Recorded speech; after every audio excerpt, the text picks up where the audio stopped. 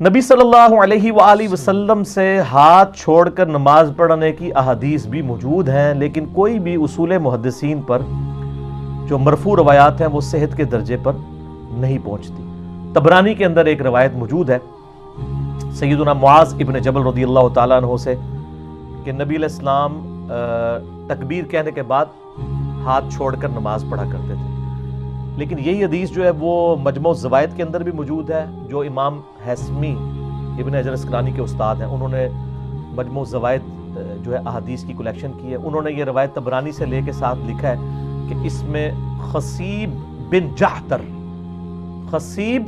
بن جحدر ایک راوی ہے جو کہ کذاب راوی ہے، یعنی یہ اصول محدثین کے اوپر یہ روایت جو نبی علیہ السلام تک مرفوع ہوتی ہے وہ ضعیف ہے۔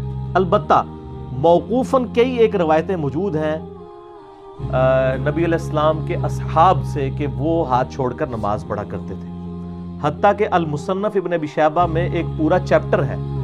پہلے انہوں نے چیپٹر باندھا ہے ان اصحاب کا بیان جو ہاتھ باندھ کر نماز پڑھا کرتے تھے، اور اس کے بعد دوسرا چیپٹر باندھا ہے ان اصحاب کا بیان جو ہاتھ چھوڑ کر نماز پڑھا کرتے تھے، ارسال الیدین کرتے تھے، اور اس میں وہ حضرت عبداللہ ابن زبیر رضی اللہ تعالیٰ عنہ کا اثر لے کے آئے ہیں۔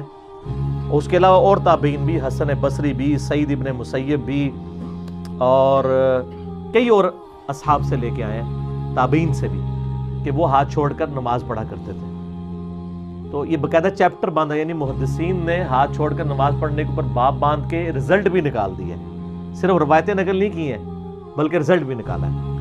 اب عبداللہ ابن زبیر جو ہے یہ کوئی عام بندہ نہیں ہے سر، یہ کوئی عام صحابی بھی نہیں ہے۔ عبداللہ ابن زبیر کون ہے؟ یہ مسلمانوں کے تقریباً 9 سال تک خلیفہ بھی رہے ہیں۔ یزید کے مرنے کے بعد حجاز کے اوپر انہوں نے خلافت قائم کر لی تھی، اور آل امیہ جو ہیں وہ باقی جگہ پہ ان کی حکومت تھی، اور 9 سال تک یہ خلیفہ رہے، اور یہ صحابی ہیں۔ اور ان کی آپ ذرا خوش نصیبی دیکھیں، ان کے والد جو ہیں عشرہ مبشرہ ہیں حضرت زبیر رضی اللہ تعالیٰ عنہ، وہ صحابی ہیں۔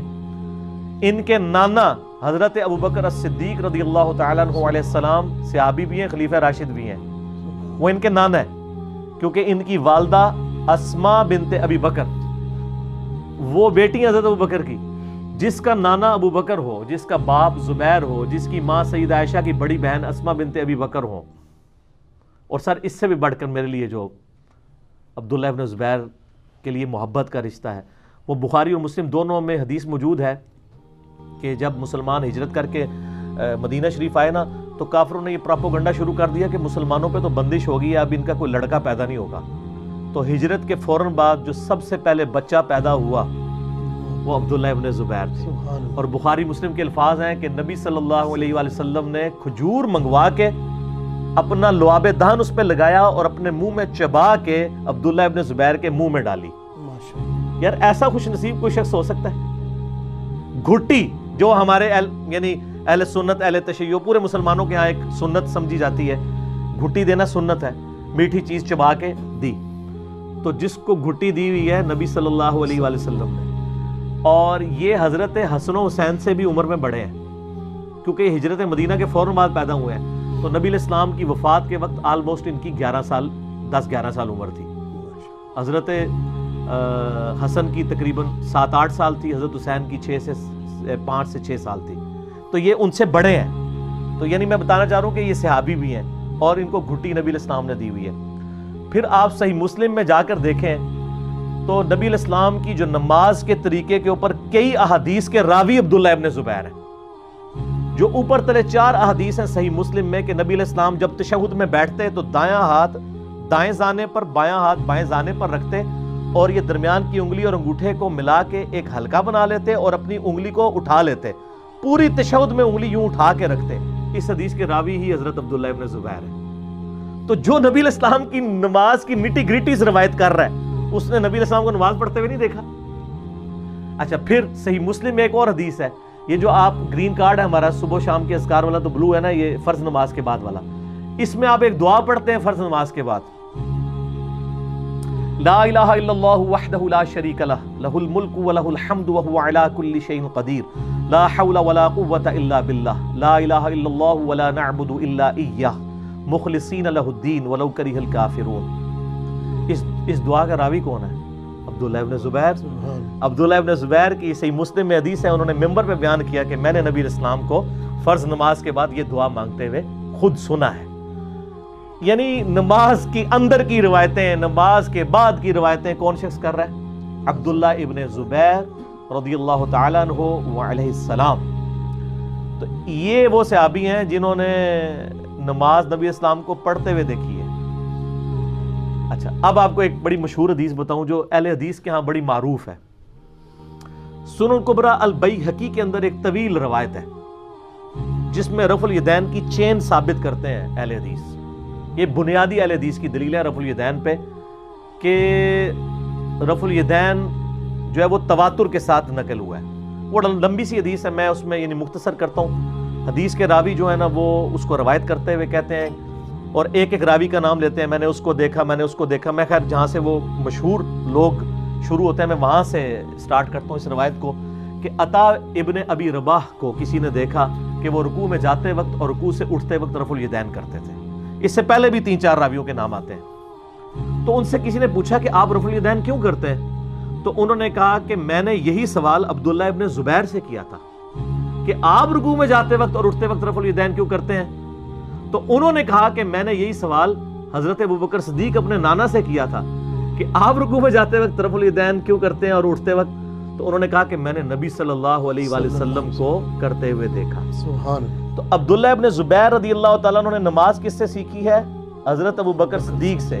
اور حضرت ابوبکر صدیق رضی اللہ تعالیٰ عنہ علیہ السلام نے نماز کس سے سیکھی ہے؟ نبی صلی اللہ علیہ وسلم سے.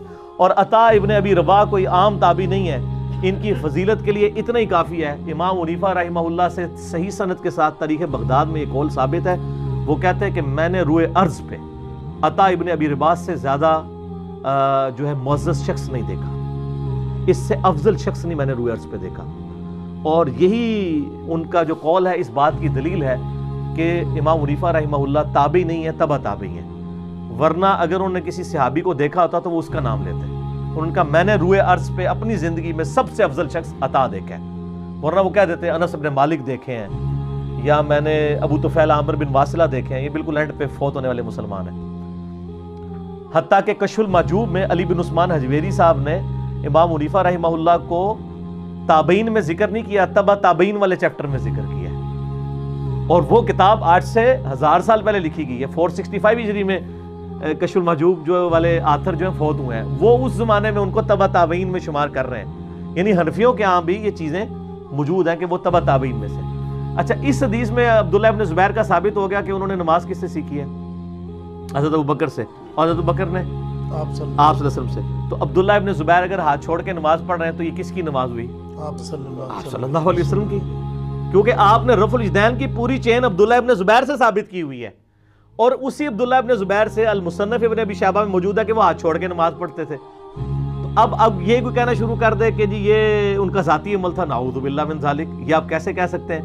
اس کو سپورٹیو ایک کمزور روایت ہے. البانی صاحب تو اس کو صحیح کہتے ہیں, اور میں یہ سنن الکبریٰ البیہقی کی بنیاد پہ اس روایت کو صحیح سمجھتا ہوں. شیخ زبیر صاحب اسے کمزور کہتے ہیں, البانی صاحب صحیح کہتے ہیں. ابو داؤد کے اندر روایت ہے کہ عبداللہ ابن عباس رضی اللہ تعالیٰ عنہما کہتے ہیں جس نے نبی علیہ السلام کی نماز دیکھنی ہو نا وہ عبداللہ ابن زبیر کی نماز دیکھے. ہائے ہائے ہائے. اور یہ سنن الکبریٰ البیہقی والی سے بھی ثابت ہو گیا نا, عطا ابن ابی رباح والی جو چین ہے. تو عبداللہ ابن عباس رضی اللہ تعالیٰ عنہما کتنے جلیل قدر صحابی ہیں, اور وہ کہہ رہے ہیں کہ عبداللہ ابن زبیر کی نماز نبی صلی اللہ علیہ وآلہ وسلم کی نماز ہے, اگر تم نے وہ نماز دیکھنی ہے. اچھا, بعض لوگ یہ کہتے ہیں ہو سکتا ہے ان کا ذاتی عمل ہو, یا ہو سکتا ہے کہ ان کو پتہ ہی نہ ہو کہ ہاتھ باندھنا سنت ہے. اس شخص کو جو صحابی ہے نبی علیہ السلام کو نماز پڑھتے ہوئے دیکھتا ہے اس کو نہیں پتا. اس کا جواب بھی سن لیں. سنن ابی داؤد کے اندر حدیث موجود ہے صحیح سند کے ساتھ کہ حضرت عبداللہ ابن زبیر کہتے ہیں کہ نماز کی حالت میں صف کو سیدھا کرنا اور دایاں ہاتھ بائیں پہ باندھنا سنت ہے. راوی حدیث, یہ محدثین کا اصول ہے کہ جو حدیث کا راوی ہے نا وہ فام اس کا لیا جاتا ہے. اگر ایک راوی حدیث ہے کہ ہاتھ باندھنا دایاں بائیں پہ یہ سنت ہے, اور وہ راوی حدیث ہاتھ کھول کے نماز پڑھ رہا ہے, ارسال الیدین کر رہا ہے, وضع الیدین نہیں کر رہا, تو اس کا کیا مطلب ہے کہ اسے منسوخ سمجھتا ہے؟ یا یہ ہے کہ وہ اس دوسرے طریقے کو بھی سنت سمجھتا ہے، اور یہی جو ہے نا حقیقت ہے جو ہم بھی سمجھتے ہیں کہ دونوں طریقے ہی سنت ہیں۔